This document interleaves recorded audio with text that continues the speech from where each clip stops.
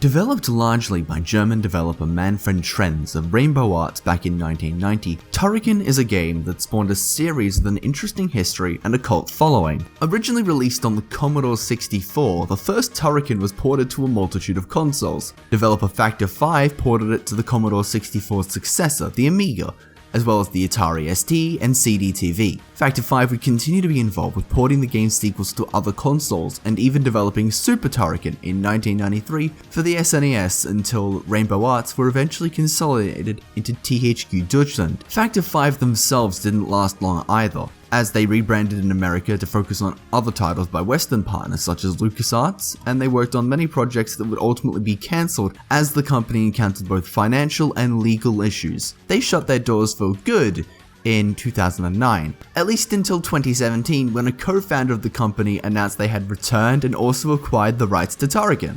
Obviously, there's a little bit more to it, and it's an interesting read, but I'll save you an even more in-depth history lesson. Enter Turrican Flashback, a collection of 4 Turrican games, Turrican, Turrican 2 The Final Fight, Mega Turrican, and Super Turrican, released for modern consoles. This collection has a few extra features to make it easier for newbies who want to try holding a collection of classic titles with some interesting history to read about.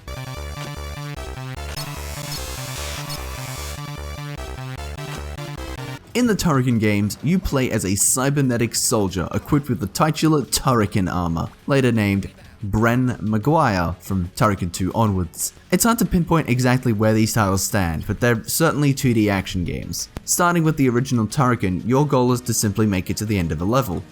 There are stories in these games, but they're more of in the instruction manual, or in this case, in the game select menu kinds of stories. The story is all about defeating some sort of evil machine that keeps coming back, even though the third one involves more aliens than machines. Anyway, in the first game, you have 2 weapons at your disposal, a standard laser blaster and a wave motion cannon of sorts. You can run and jump with the regular blaster, but you need to stay in place to use the cannon. Still, you could angle it, unlike the blaster.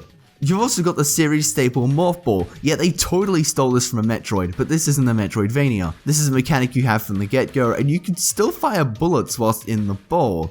The levels may have one correct exit, but another series staple is the level of exploration available in the first 2 games. It may seem like a classic left to right 2D level, but one misstep will have you plunging into an underground maze of caverns to hunt your way out of. You'll find power boosters, health recovery items, shield, and score boosters all over the place to use and structures to climb, so left to right isn't the clearest cut way to actually clear stages. Bosses can show up anywhere at any time, so you want to be careful. However, you could also just not be careful, as this release implements save state functionality and flat out rewinds, allowing you to be your own time god and trick the game into perfect boss fights. Mega Turrican is more linear and removes the wave cannon, instead opting for a grappling beam, allowing you to ascend to greater heights, changing the style of the weapon power-ups.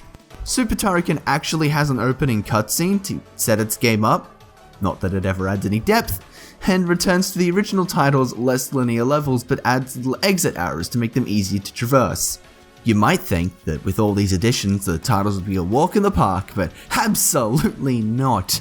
These games are brutal and enjoy kicking your teeth in, so if anything the easy additions just let you even the playing field. There are cheats in the game select menu too, which can be anything from flat out invincibility and infinite energy to just letting you skip the level entirely. One cannot review Turrican games without mentioning the absolutely fire soundtracks they actually have.